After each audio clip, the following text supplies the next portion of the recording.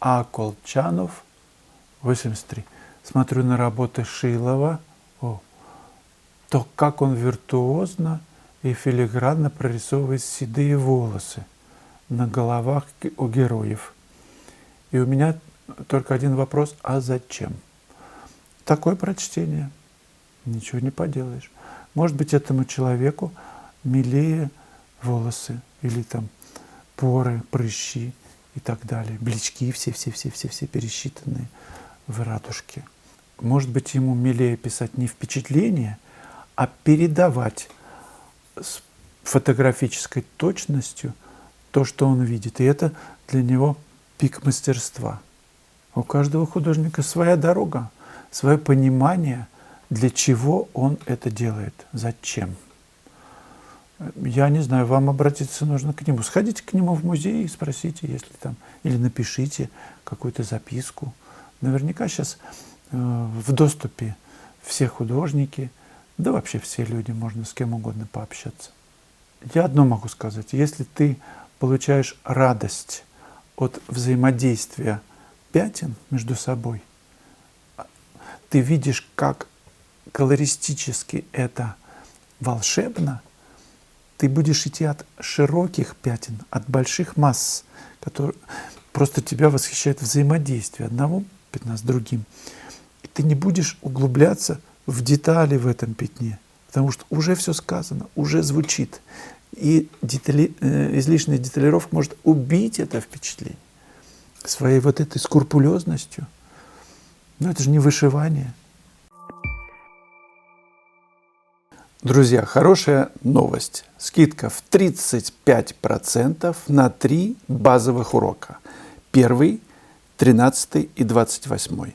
Целостное видение в пейзаже на многочисленных примерах о том, как устроено видение художника. Глядя на мотив и то, как его можно преобразовать в композиционное решение на холсте, мы можем уловить некую подвижную схему ведения работы, который поможет нам реализовать любые творческие задачи.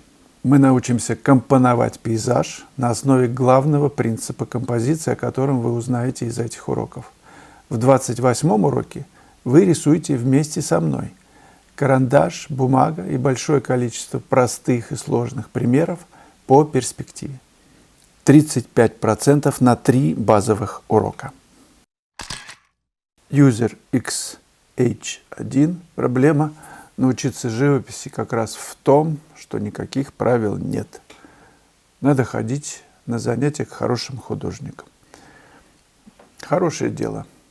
И еще такая штука, что не всегда хороший художник может объяснить.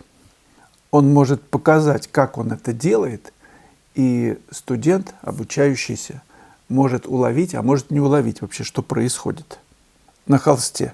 Потому что может происходить совершенно невероятное, что-то непонятное, какие-то закладывания каких-то странных отношений, которых нет.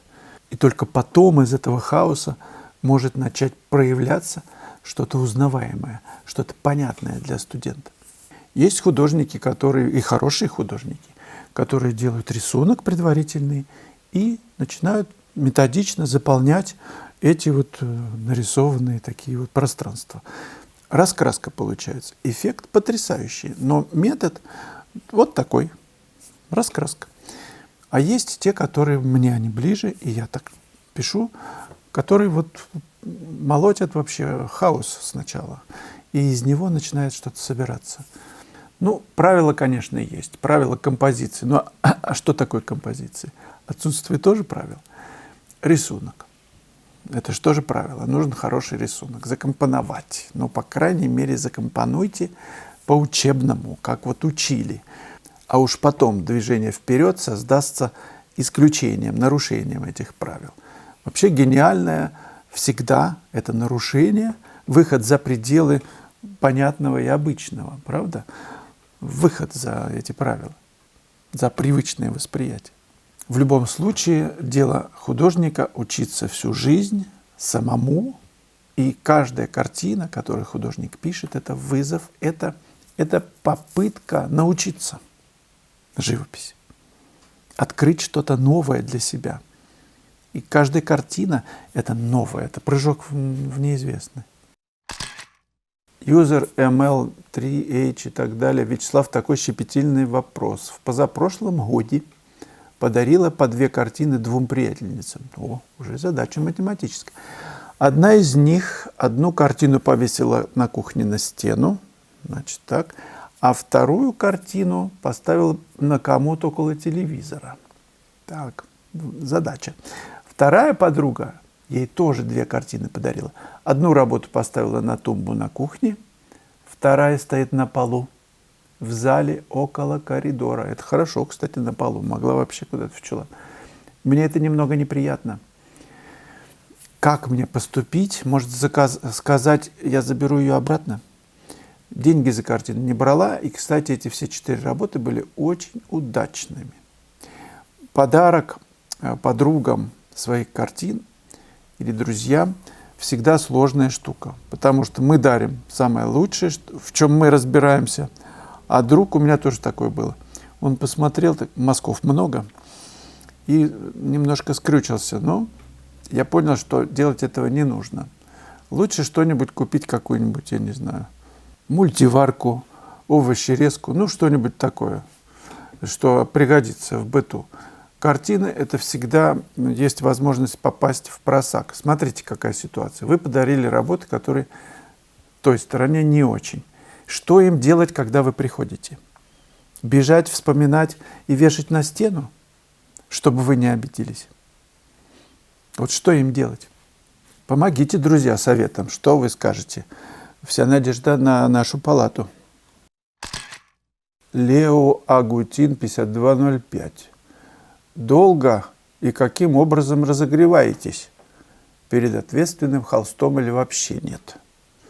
Аперитивчиком, да, для разогрева. Нет, не разогреваюсь вообще. Вообще нет.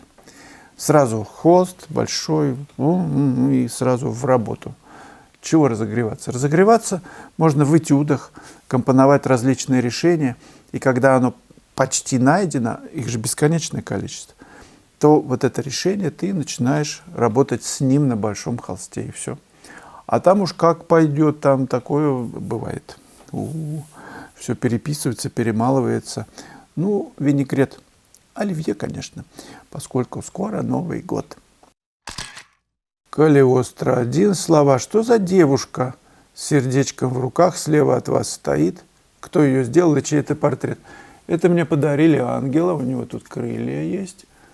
Одна моя подруга подарила мне ангела. Я его иногда пишу в картины, он у меня как часть натюрморта работает.